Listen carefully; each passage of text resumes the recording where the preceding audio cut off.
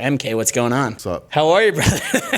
I'm good. Welcome to Miami, dude. Thank you, man. Yeah. Nice and humid. Yeah, it is nice and humid, but everywhere else in the country is a little chilly. Yeah. Except LA. LA was wet last week. Really? Yeah. That's pretty surprising. It's usually dry over there. Yeah, no, it's dry now. And you grew up, you're from Detroit, right? From Detroit. So you're used to cold weather. Yeah. Used to, the fall having snow and winter having snow, but now in LA I don't have any snow. Yeah, well that's a blessing. Us neither over here, but the summertime, bro, let me tell you, it's fucking... I'm never here in the summer. As you shouldn't be. Yeah. I was here once. I was working with Pitbull a few years ago, and I stayed. He flew me out in August for a couple weeks. Nice. But it was dead here, though. Really? Yeah, well, August, yeah, it's dead until like October usually. That's when it picks up in here again. It was kind of dead and hot. But Yeah, May till like end of May until like October, everyone's going to Europe. Everyone's going to Ibiza. Everyone's going to south of France. Like, no one in Miami, dude, is really like from here, to tell you the truth. It's like a lot of people have migrated, like myself. Yeah. And then when it gets too hot, they fucking bail. Yeah, I thought it was hot during Miami Music Week. Oh, yeah. But, I mean, yeah. Oh, yeah. Dude, I saw you not playing. I saw you at Factory Town one night. Okay. You were just doing your thing, chilling. Yeah. I was there rough one day.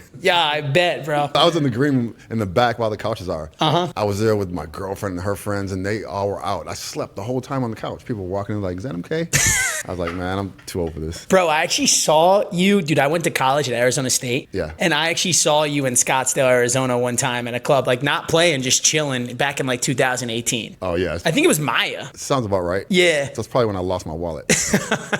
If you found MK's wallet, give it back to him. Well, I replaced everything inside of it. Yeah, no, makes sense, bro. Yo, so I want to talk about you, and then right now, I know that Dior actually hit #1 on UK radio this past year, which is sick. So congratulations on that, by the way. Thank you. It was a UK chart. It wasn't radio. It was just the official chart. Which... The official chart for the UK? Yeah. Okay. Yeah. Word. Yeah, dude, I saw that song everywhere. That was actually one of the most played out songs in dance music this past year. Yeah, it had a nice run. Did really well. Yeah. And you collabed on that track with Crystal, right? Yeah. Yeah. And I feel like she was coming off a hot streak because of The Days. Like The Days got released and then Notion remixed. Yeah. I got in at the exact right time. Yeah. So we have another one too that we're doing. Oh, no way. Yeah. What are you planning on releasing that? Next summer. This summer. It's going to be a summertime vibe? I mean, we'll see. Hope so. Yeah. We love that, dude. We love that. So like, what were your musical influences like early on in your career that progressed to... Early on, when I first started to make music, was probably like alternative, Yeah. new wave. That was my shit, and Prince, like that whole vibe, and just anything that used synthesizers. Because like the 80s, 90s, that's when like drum machines and synthesizers became a thing. And I was more interested in using those than making music. And then once I started to learn how to use them, I'm like, oh, I guess I should make music.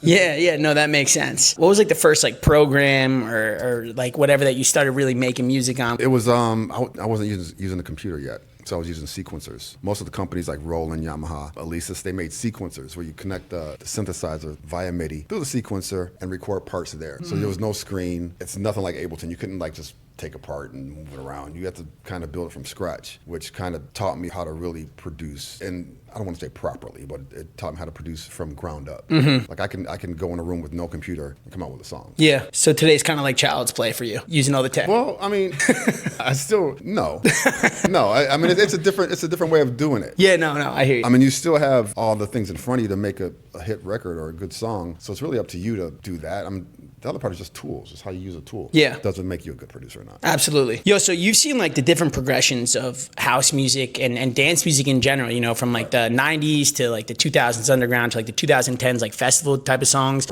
until now. So like what are the different trends and like major changes that you've seen and shifts in dance music culture and just fan? From the beginning? Yes. Like say the early 90s, late 80s. I wasn't really going out in the late 80s. I wasn't really old enough yet. Yeah. But that's when house music started to become a thing, 88. And I remember going to clubs. I was, 15, and there's a lot of gay clubs in Detroit. And a lot of gay clubs are the only ones that played house music. And we would go and listen to music. The music was crazy, like nothing you ever heard, because it was all stripped down to the point I was like, what is this music called? Because there was no name for it yet. Yeah. And it was just I remember just a kick, a clap, and a bass line, and small vocals could be the whole track, but the whole crowd going crazy. And I didn't like it at first. I'm like, this is beneath me, because I was learning how to produce big synth songs and new wave music. Yeah. And I'm like, this song only has 4 tracks in it. But I started to understand it, and once you understand it, you understand why people like it and why it moves people, and that's why the kids kick drum hasn't changed to a 4/4 pattern in 40 years. Yeah. It just, that thing works. And you build around it. Yeah, no doubt. And from that part is when I started to understand and love house music. And it was the underground house music I loved. Actually, when house music started, it was all underground. Yeah. There was nothing commercial about it at all. And that was when I figured out that's what I love. You know, I was a teenager. I'm like a sort of little bit of rebel. Like, I don't want to hear anything that's on the radio. I want to make something that's just like gritty and dirty. And that's where I started. And then I moved to New York. And then New York took that to another level because house music there was like a whole nother beast. Yeah, what were like the hot clubs or like the scene there? Sound Factory Bar. There was a couple. Any place that Masters at Work played at. Todd Terry. It's like, Shout out. yeah, Roger Sanchez, they just ran it. And I would go out a lot. And I became friends with all of them. Became friends with Kenny and Louie and watched them, went in the studio with them a few times, got pointers from them, traded equipment with them, and learned from that. And just learned from the scene out there. Because during the 90s, it was like, there was no better scene, in my opinion, in the world than New York at that time for music. For electronic music, for house music, for rap music, for R&B music. It was like, there was no city top in New York at that point. But I wasn't shit yet. But so I had the competition was right there in front of me. So if I wanted to make something that banged in the club, I had a lot of people's songs to compete with. And so that's how I kind of taught myself. You know, I just listened to those type of songs and kind of followed that model. Now, what about like the shift in the 2000s? Like then it goes from the 90s, where you're talking about right now, and then like let's talk like beginning of 2000s to like 2010, like the shift. That's when I wasn't doing house music because it got to a point, like I said earlier, it was, you know, some people may disagree, but it was, for the most part, at least in America, labeled as gay music. So it wasn't really taken in by the majors. It wasn't really a serious thing. Of course, all the major labels, we need a remix for this Jodeci record to get played in the club, but they didn't care.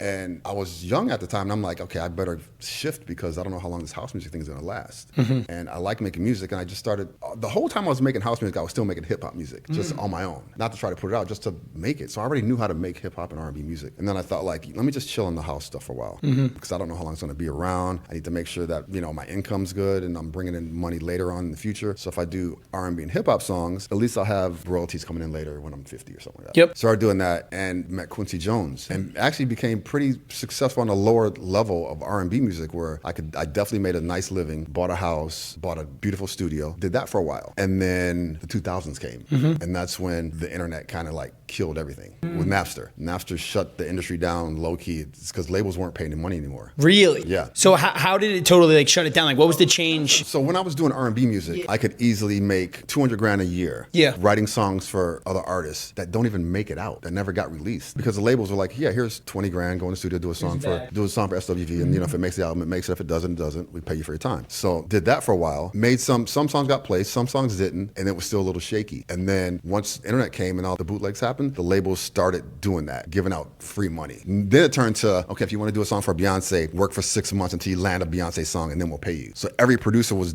on that mold from the beginning of the 2000. They were all, it was like a rat race, like a shit show in studios of producers, writers, fighting over publishing, who gets the song. And it just started becoming like not the way I wanted to work. Yeah. And you know, people started fighting and it's like, and plus you're doing hip hop, you're dealing with hip hop and R&B, so you're dealing with like a different type of street mentality. Yeah, no doubt. Whereas like, you know, people, you get a placement, the person who walks you in the door wants to kick back. And it just, I'm like, okay, this is not for me. Yeah. And then during this whole R&B time, I met Will Smith and Omar Rambert. I was gonna ask you about this. Omar is like one of Will's best friends, and they work together. So I moved to LA at the time. Yeah. Because I was, doing the R&B thing, hip hop. So I'm like, let me move to LA because that's when it was really popping. Yeah. That's the area. Got to LA, and that's when the whole internet thing kind of slowed music down. And at this particular time, Will Smith built a studio in Studio City. And they basically came to me and said, hey, we're building a studio, and we want to have Will with his own producer.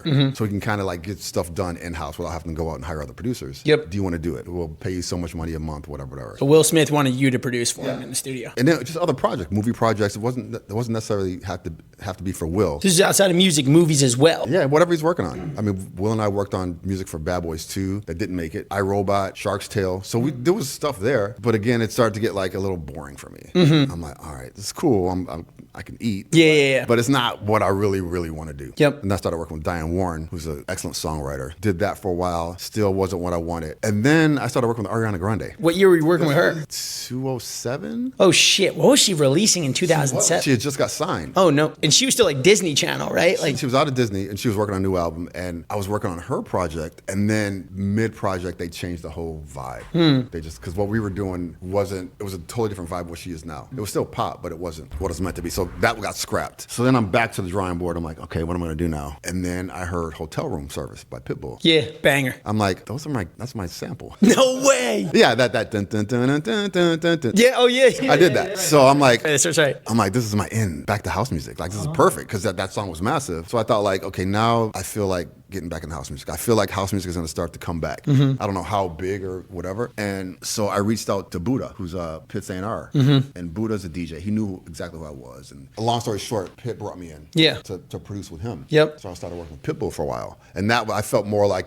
where it's getting to where I wanted to get. I was still doing like mainstream music a little bit, but still can, get back to the dance a little bit. I was doing that for a while. What tracks did you help Pitbull with? I think I did one with him and Shakira. I did a song called All Right. You do the song in Men in Black 3? Yeah, did a song with Men in Black. Yeah. That one. There's a few other ones. And, Pitt's I've seen him like not so long ago. It's a great guy. And then I thought like I should start DJing. I did DJ in the 90s when I was making music early on. I just had no interest in staying with it. Yeah. It was just using vinyl. I did a couple shows in London actually. And it just wasn't for me at the time. I'm like, I don't like just playing records. I'd rather just make music. Yeah. I mean, DJing and producer was still a thing back then, but come to now, like 2010, it had its own legs. Yeah. And I remember Jamie Jones and Lee Foss had a party here in Miami. And this is right when they started to just become huge. And they asked me to DJ a party with them. And that's when I was like, okay, this is probably why I should step in and start DJing. So I started from there. So this was like 2009. I started 9, 10, I started DJing. And then I got back with my old management who I had back in the 90s. Yep. Marcy Weber. So I started working with her again. So she knew my whole background. So she kind of just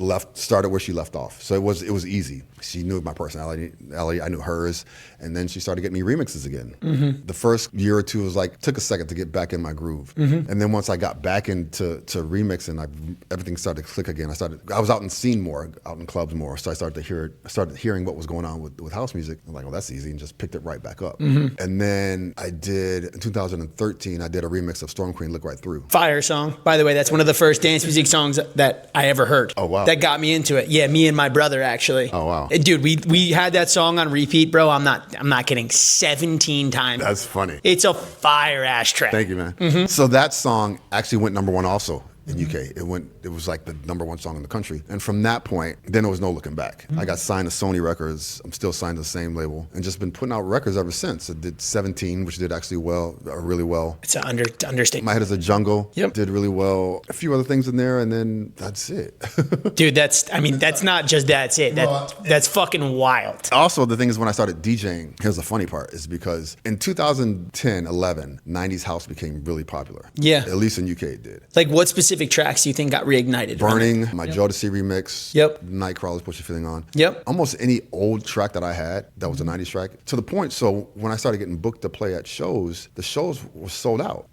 Like my third time playing. So I was never that type of DJ who had to go and start out a club with a empty club. Yeah. I started out in a full sold out club. What the hell is that like? Yeah, that was crazy. Was it hard to adjust? Like your first times DJing to crowds and just being... Yes and no. I think because it's like a double-edged sword. I think because I didn't have to figure out playing an empty club and getting them on the floor, I never had that luxury of learning how to do that. Yeah. So now you have to learn it later in life. Yep. Like, okay, the club's empty now. Then you got to keep them back. But I know by now how to do that. Yeah. Yeah, so it was really interesting doing that, DJing for the first time to a sold-out clubs. And it was like that a lot in England. A lot. And then this was before Look Right Through came out. So once that song came out, it got crazier. And then once 17 came out, it got crazier. And then it just kind of snowballed. Yeah, no doubt. Yeah. It's fucking crazy, dude. That's literally crazy. And then It's Friday, the remake of your song that was sampled, was also like 4 or 5 years ago. Yeah. That went ballistic on the internet, and that dude would get out of the car and start dancing to it. Yeah. And then that one went fucking insane. It's funny because when they remade it, initially it was my idea first to do that, to remake the song. Really? Yep. And then everyone got involved, and then John Reed, who's one of the original members of Nightcrawlers, got involved. Rest in peace. But the thing is, I don't have publishing on that song, by the way. Really? I get no money from that song. Never have. So even from Pitbull, no money. Whoa. So when they started to remake it again, I thought, I'm like, do I really want to put myself back in this again? Work on it, and no one, they said it beforehand, you're not going to get any royalties for it. So I'm like, nah, I'm just let this one go.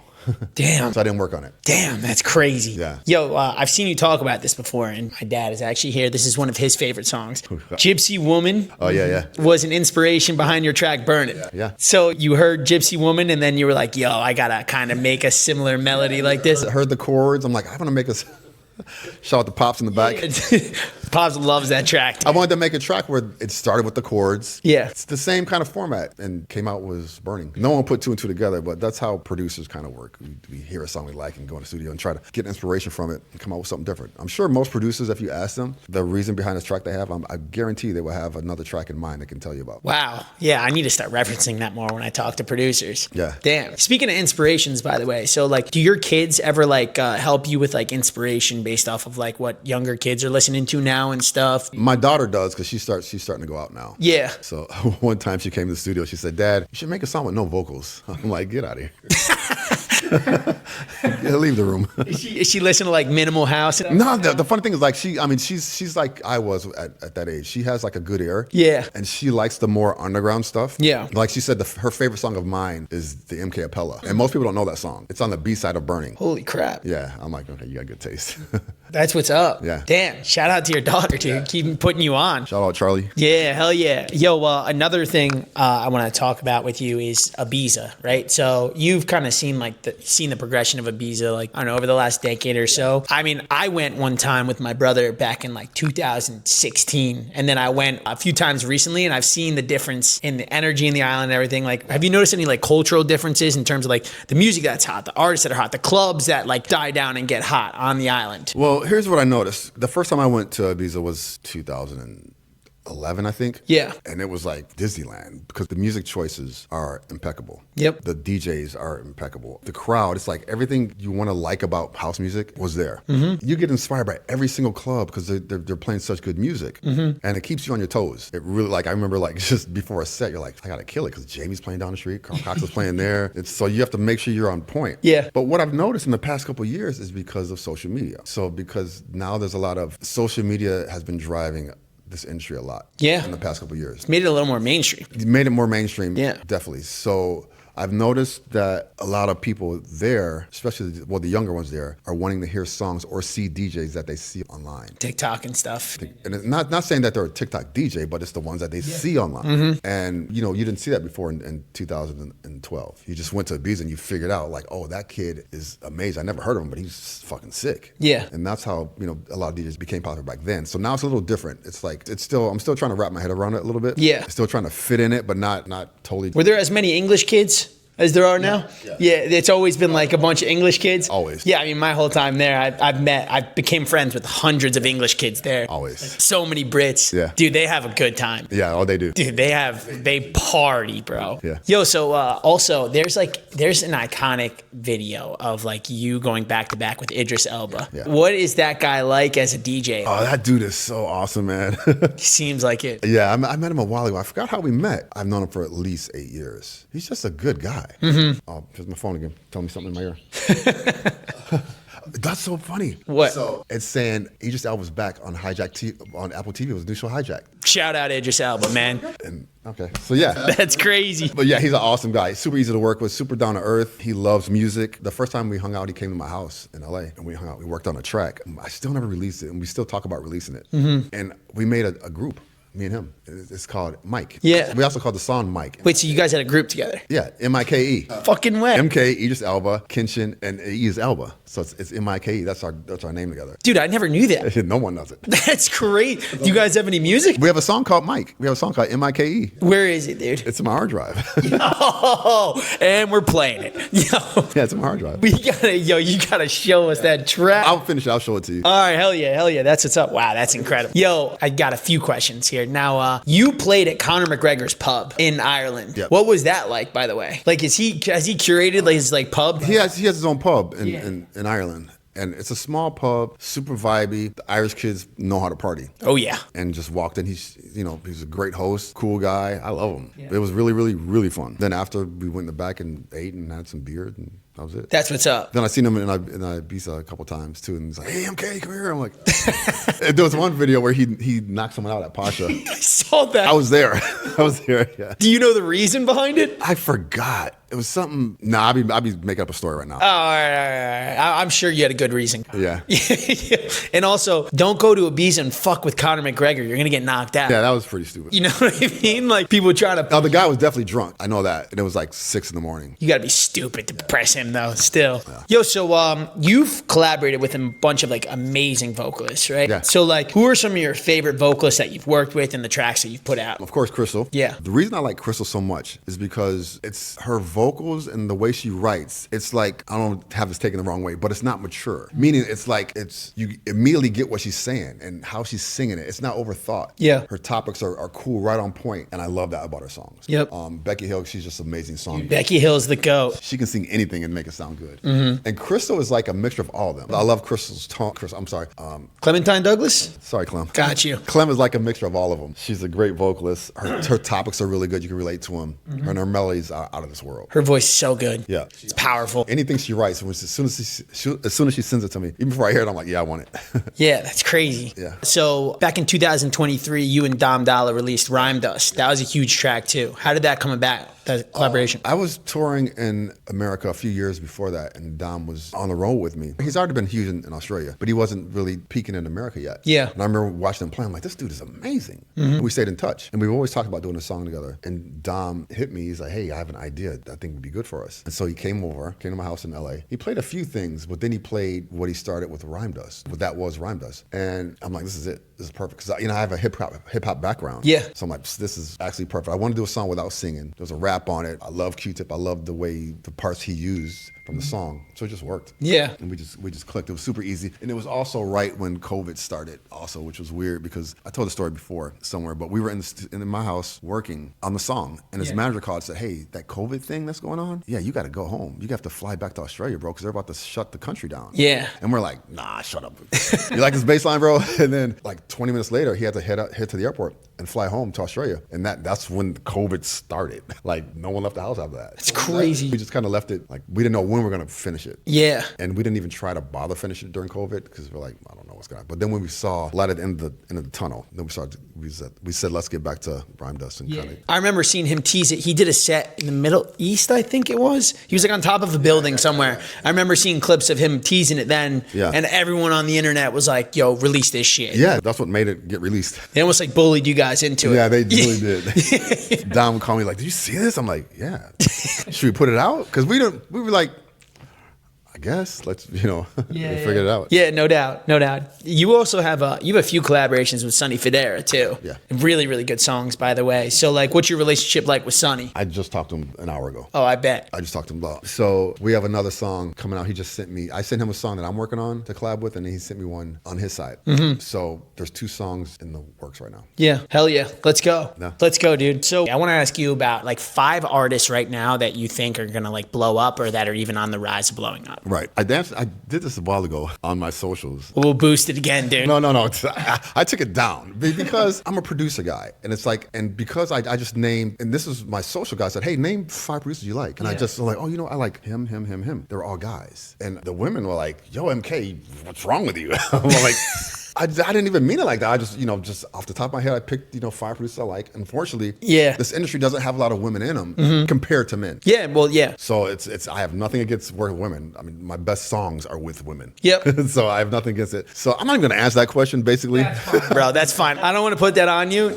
We don't even need to go there. Now let me ask you, fine, dude, I'm going to switch up the question a little bit. Okay. Maybe this will be a little harder for you. What are your top 5 songs that you've released? Burning, 17. Nice. Dior. Let's go. Look Right Through. Let's go. Probably my Jodeci remix of Freaking You. Nice. We can do an honorary mention. One more. Okay. Push the feeling on. Hell yeah. Let's go. All right, I'm going to do one last segment with you. This is more so for social media. Now, you're going to do it with your music still. We're going to do it this or that. You ready? Yep. All right. Better or Come Find Me? Oh, Come Find Me. Come Find Me or Chemical? Come Find Me. Come Find Me or There For You? Come Find Me. Come Find Me or One Night? Come Find Me. Whoa. Come Find Me or Back and Forth? Come Find Me. Holy shit. Yeah. Come Find Me or Piece of Me? Piece of Me. All right. Nice switch up. Piece of me or asking? Piece of me. Piece of me or look right through? Oh, that's a tough one. Look right through. Look right through or stop this flame? Look right through. Look right through or Dior?